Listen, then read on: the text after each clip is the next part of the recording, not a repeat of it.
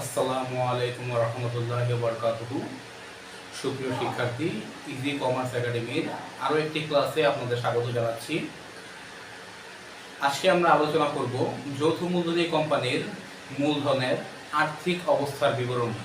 আজকে আমাদের আলোচ্য বিষয় হচ্ছে যৌথ মূলধনী কোম্পানির মূলধনের আর্থিক অবস্থার বিবরণ।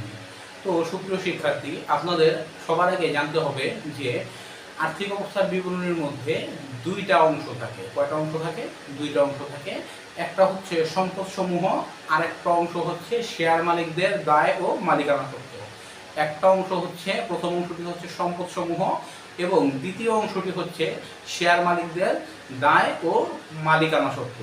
তো সুপ্রিয় শিক্ষার্থী, সম্পদ সমূহের মধ্যে এই অধ্যায়ে আমাদের আসবে স্থায়ী সম্পদ, চলতি সম্পদ এবং অসমন্বিত ব্যয়। স্থায়ী সম্পদ, চলতি সম্পদ এবং অসমন্বিত ব্যয়। সুপ্রিয় শিক্ষার্থী, আমি আবার একটু রিপিট করছি, স্থায়ী সম্পদ, চলতি সম্পদ এবং অসমন্বিত ব্যয়। এই তিনটা বিষয় নিয়েই আমাদের সম্পদ সমূহ। একটু খেয়াল করবেন এখানে। স্থায়ী সম্পদের মধ্যে এই অধ্যায়ে আপনারা সাধারণত যা যা পাবেন তা হচ্ছে জমি, ডেলিভারি ভ্যান, মেশিন বা যন্ত্রপাতি। জমি, ডেলিভারি ভ্যান, মেশিন বা যন্ত্রপাতি। এখন সুপ্রিয় শিক্ষার্থী, আমরা সবাই জানি যে স্থায়ী সম্পদ কাকে বলে। যেসব সম্পদ আমাদের 5 বছর বা তারও বেশি সময় ধরে সুবিধা দেয় তাকে স্থায়ী সম্পদ বলে। যেসব সম্পদ আমাদের 5 বছর বা তারও বেশি সময় সুবিধা দেয় তাকে স্থায়ী সম্পদ বলে। এবং তারপরে আছে চলতি সম্পদ। সুপ্রিয় শিক্ষার্থী, আমরা জানি চলতি সম্পদ কাকে বলে। যে সম্পদ আমাদের 1 বছর বা তার কম সময় সুবিধা দেয়, 1 বছর বা তার থেকে কম সময় সুবিধা দেয় তাকে চলতি সম্পদ বলে। এখানে চলতি সম্পদের মধ্যে একটা আইটেম আসবে এই অধ্যায়ে, তা হচ্ছে ব্যাংক জমা। তারপর আমাদের আছে অসমন্বিত ব্যয়। অসমন্বিত ব্যয়ের মধ্যে সুপ্রিয় শিক্ষার্থী আসবে অবলেখকের কমিশন, শেয়ার ইস্যু সংক্রান্ত খরচ এবং শেয়ার অবহার। এখন আমরা জানি সুপ্রিয় শিক্ষার্থী, শেয়ার অবহার কাকে বলে। আমাদের শেয়ার যদি লিখিত মূল্যের থেকে কম মূল্যে বিক্রয় করা হয় তাকে শেয়ার অবহার বলে। তো সুপ্রিয় শিক্ষার্থী, আমাদের এই অধ্যায়ের আর্থিক অবস্থার বিবরণীর সম্পদ সমূহের পার্ট হচ্ছে এই তিনটা বিষয় নিয়েই। আমি আরেকটা বার রিপিট করব সুপ্রিয় শিক্ষার্থী। এখানে স্থায়ী সম্পদ, চলতি সম্পদ, অসমন্বিত ব্যয়। স্থায়ী সম্পদের মধ্যে সাধারণত আপনারা যেসব বিষয়ে অধ্যায় পাবেন তা হচ্ছে জমি, ডেলিভারি ভ্যান, মেশিন বা যন্ত্রপাতি। তারপরেও যদি অন্য কোনো থাকে, স্থায়ী সম্পদ থাকে, যেমন আসবাবপত্র, দালান কোঠা, যাই হোক, যে স্থায়ী সম্পত্তি থাকবে আপনারা এখানে স্থায়ী সম্পদে অন্তর্ভুক্ত করবেন সুপ্রিয় শিক্ষার্থী। তারপরে চলতি সম্পদের মধ্যে একটা আইটেমই আসবে, তা হচ্ছে ব্যাংক জমা। অসমন্বিত ব্যয়ের মধ্যে আসবে অবলেখকের কমিশন, শেয়ার ইস্যু সংক্রান্ত খরচ, শেয়ার অবহার। তো সুপ্রিয় শিক্ষার্থী, এই ছিল আমাদের সম্পদ সমূহ। এই তিনটা বিষয় নিয়েই হবে আমাদের মোট সম্পদ।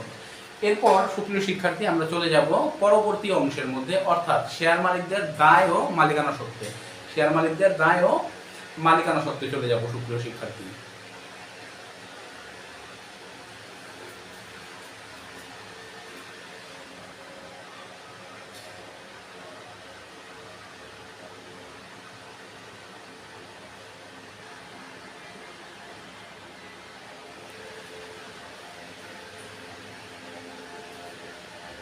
তো সুপ্রিয় শিক্ষার্থী, আপনারা দেখতে পাচ্ছেন যে আমাদের বোর্ডে এখানে রয়েছে যে শেয়ার মালিকদের দায় ও মালিকানা সত্ত্ব। তো সুপ্রিয় শিক্ষার্থী, আপনারা অবশ্যই খেয়াল রাখবেন, শেয়ার মালিকদের দায় ও মালিকানা সত্ত্বের মধ্যে তিনটা জিনিস আসবে। সুপ্রিয় শিক্ষার্থী, প্রথম বিষয়টি হচ্ছে অনুমোদিত মূলধন। অর্থাৎ আমাদের কোম্পানি যত টাকা দরে প্রত্যেকটি শেয়ার যতটি শেয়ার নিয়ে নিবন্ধিত হয় তাকে বলা হয় অনুমোদিত মূলধন। আমি আরেকবার রিপিট করছি, আমাদের কোম্পানি বা একটি কোম্পানি প্রত্যেকটি শেয়ার যত টাকা দরে যতগুলো শেয়ার নিয়ে নিবন্ধিত হয় তাকে বলা হয় অনুমোদিত মূলধন। তো সুপ্রিয় শিক্ষার্থী, সবসময় মনে রাখবেন, অনুমোদিত মূলধনের পরিমাণ আমরা এই ঘরে লিখে সাথে সাথে ক্লোজ করে দিব, জেড টেনে দিব সুপ্রিয় শিক্ষার্থী, সাথে সাথে কি করব আমরা জেড টেনে দিব। তারপর সুপ্রিয় শিক্ষার্থী আমাদের এখানে আছে ইস্যুকৃত বিলিখিত এবং আদায়কৃত মূলধন, ইস্যুকৃত বিলিখিত এবং আদায়কৃত মূলধন। সুপ্রিয় শিক্ষার্থী এরপরের অংশটি হচ্ছে ইস্যুকৃত বিলিখিত এবং আদায়কৃত মূলধন।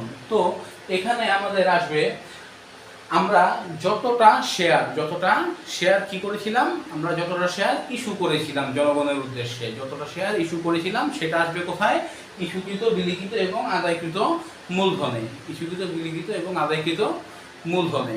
সুপ্রিয় শিক্ষার্থী প্রতিটি এত টাকা মূল্যের এতটি শেয়ার, এভাবে আমাদের লিখে দিতে হবে, প্রতিটি এত টাকা মূল্যের এতটি শেয়ার। তো আমরা এই ঘরে এই অ্যামাউন্টটা এখানে বসিয়ে দিব।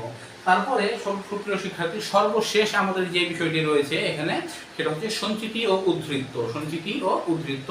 সুপ্রিয় শিক্ষার্থী এখানে একটা আইটেমই আসে সাধারণত, সেটা হচ্ছে শেয়ার অধিহার, শেয়ার অধিহার। তো শেয়ার অধিহার কি তা আমরা জানি, আমাদের শেয়ারের লিখিত মূল্যের থেকে যদি বেশি মূল্যে বিক্রি করা হয়, আমাদের শেয়ার যদি লিখিত মূল্যের চেয়ে বেশি মূল্যে বিক্রয় করা হয় তাকে বলা হয় শেয়ার অধিহার, তাকে বলা হয় শেয়ার অধিহার। সুপ্রিয় শিক্ষার্থী তো সঞ্চিতি উদ্ধৃতের মধ্যে আসবে শেয়ার অধিহার। আমি আরেকটা আবার রিপিট করব সুপ্রিয় শিক্ষার্থী।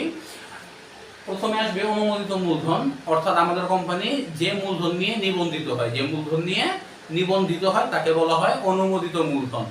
অনুমোদিত মূলধন এই ঘরে লেখার সাথে সাথে আমরা ক্লোজ করে দিব। তারপরে ইস্যুকৃত এবং ইস্যুকৃত বিলিখিত আদায়কৃত মূলধন, তারপরে আসবে ইস্যুকৃত বিলিখিত আদায়কৃত মূলধন। অর্থাৎ আমরা যত শেয়ার ইস্যু করেছিলাম, আমরা যতগুলো শেয়ার ইস্যু করেছিলাম সেই শেয়ারের টাকা কোথায় লিখবো আমরা, ইস্যুকৃত বিলিখিত এবং আদায়কৃত মূলধনে। প্রতিটি এত টাকা করে, এত টাকা মূল্যের এতটি শেয়ার। হ্যাঁ, তো আমরা এই ঘরে টাকাটা বসায় দিব। তারপরে সুপ্রিয় শিক্ষার্থী আসবে সঞ্চিতি উদ্ধৃত, সাধারণত একটা আইটেমই এখানে আসবে, তা হচ্ছে শেয়ার অধিহার, শেয়ার অধিহার। তো এই তিনটা বিষয়ের মধ্যে আমরা এটাকে সাথে সাথে কি করে দিব, ক্লোজ করে দিব। এই দুটা বিষয় আমরা এখানে যোগ করে দিব, এই দুটা বিষয় অর্থাৎ ইস্যুকৃত বিলিখিত আদায়কৃত মূলধন এবং সঞ্চিতি ও উদ্ধৃত, এই দুইটাকে আমরা যোগ করে দিব। এটাই হবে আমাদের শেয়ার মালিকদের দায় ও মালিকানা সত্ত্ব, শেয়ার মালিকদের দায় ও মালিকানা সত্ত্ব। সুপ্রিয় শিক্ষার্থী আপনার অঙ্কের মধ্যে অবশ্যই এটা সম্পদের অংশ, মোট সম্পদ এবং শেয়ার মালিকদের দায় ও মালিকানা সত্ত্ব মিলতে হবে। দুইটা অংশ কি হতে হবে, মিলতে হবে, দুইটা অংশের টাকার পরিমাণ এক হতে হবে সুপ্রিয় শিক্ষার্থী। তো এই ছিল আজকে আমাদের ক্লাস, যৌথ মূলধনী কোম্পানির মূলধনের আর্থিক অবস্থার বিবরণী। আশা করি বুঝতে পেরেছেন। তারপরেও যদি আপনাদের কারো কোনো প্রশ্ন থাকে, কোনো জিজ্ঞাসা থাকে, কমেন্ট বক্সে কমেন্ট করবেন, ইনশাআল্লাহ পরবর্তী ক্লাসে সেটা সমাধান করে দেওয়া হবে। আসসালামু আলাইকুম ওয়া রাহমাতুল্লাহ, ভালো থাকবেন সবাই।